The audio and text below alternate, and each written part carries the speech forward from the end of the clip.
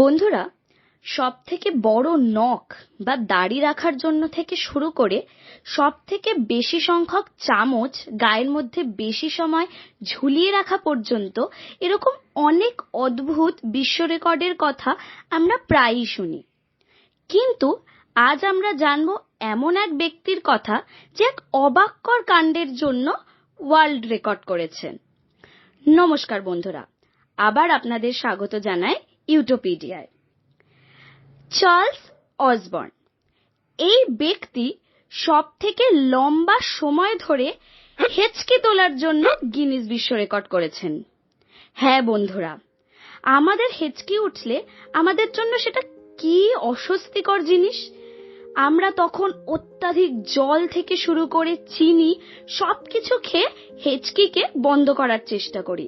কিন্তু এই ব্যক্তি 1922 সাল থেকে 1990 সাল অর্থাৎ একটানা 68 বছর হেঁচকি তোলার জন্য বিশ্ব রেকর্ড করেছেন।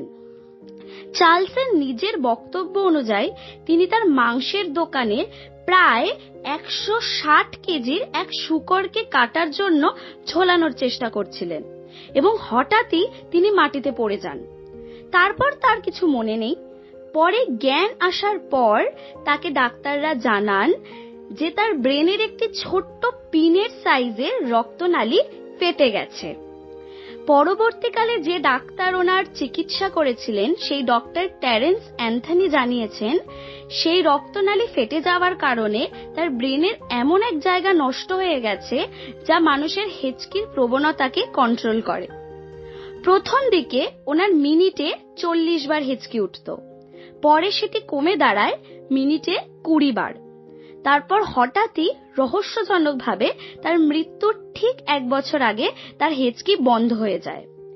হিসাব বলে উনি নাকি ওনার সম্পূর্ণ জীবদ্দশায় প্রায় 430 মিলিয়ন অর্থাৎ প্রায় 43 কোটি বার হেঁচকি তুলেছেন।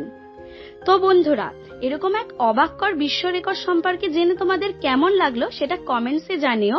আর তোমরাও যদি এরকম কিছু অবাককর বিশ্ব রেকর্ডের কথা জেনে থাকো সেটাও আমাকে জানিও। আর আমার চ্যানেলটিকে এখনো সাবস্ক্রাইব না করে থাকলে সাবস্ক্রাইব করে নিও এরকম আরো অনেক কাহিনী ও তথ্য জানার জন্য। ভিডিওটিকে লাইক এন্ড শেয়ার করে দিও।